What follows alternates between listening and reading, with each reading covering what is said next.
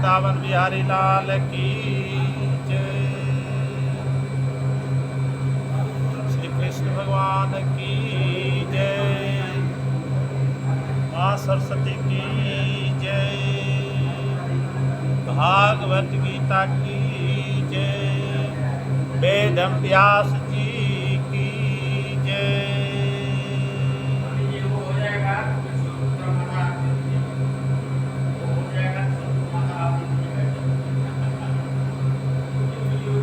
चतुर्विद्या भजन्ते माजना सुकृतिनो अर्जुन आर्तो जिगा सूर्थार्थी ज्ञान च भारतर्षभ।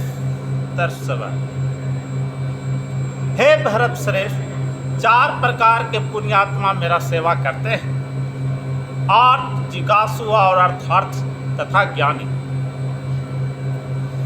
इस श्लोक के माध्यम से कहने का तात्पर्य है कि दुष्कृति को सर्वथा विपरीत ऐसे लोग हैं जो शास्त्रीय विधि विधानों का दृढ़ता से पालन करते हैं और ये सुकृत कहलाते हैं। अर्थात वे लोग हैं जो शास्त्रीय विधि विधानों, नैतिक तथा सामाजिक नियमों को मानते हैं और परमेश्वर के प्रति न्यूनाधिक भक्ति करते हैं। तो इन लोगों के 4 श्रेणियाँ हैं। वे जो पीड़ित हैं, वे जिन्हें धन की आवश्यकता है, वे जिन्हें जिज्ञासा है और वे जिन्हें परम सत्य का ज्ञान है, ये सारे लोग विभिन्न परिस्थितियों में परमेश्वर की भक्ति करते रहते हैं। और ये शुद्ध भक्त नहीं, क्योंकि ये भक्ति के बदले कुछ महत्वाकांक्षा की पूर्ति करना चाहते हैं।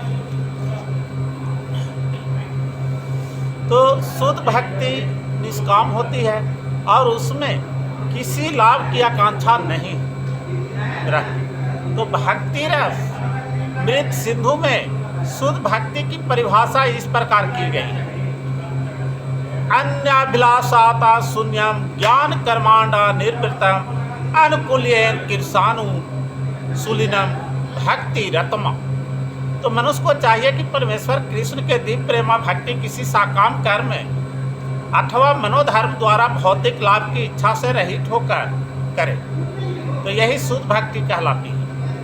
तो जब ये 4 प्रकार के लोग परमेश्वर के पास भक्ति के लिए आते हैं और शुद्ध भक्त के संगति से पूर्णतः शुद्ध हो जाते हैं, तो ये भी शुद्ध भक्त हो जाते हैं। जहाँ तक दुष्टों का प्रश्न है, उनके लिए भक्ति दुर्गम है, क्योंकि उनका जीवन स्वार्थपूर्ण, अनियमित और निरुद्देश्य होता है।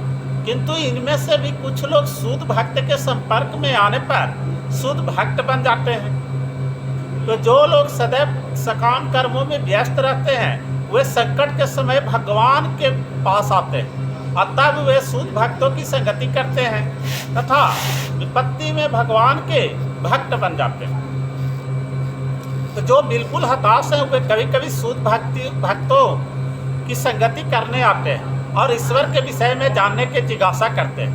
तो इसी प्रकार शुष्क चिंतक जब ज्ञान के प्रत्येक क्षेत्र से हताश हो जाते हैं, तो वे कभी कभी ईश्वर को जानना चाहते हैं और वे भगवान की भक्ति करने आते हैं।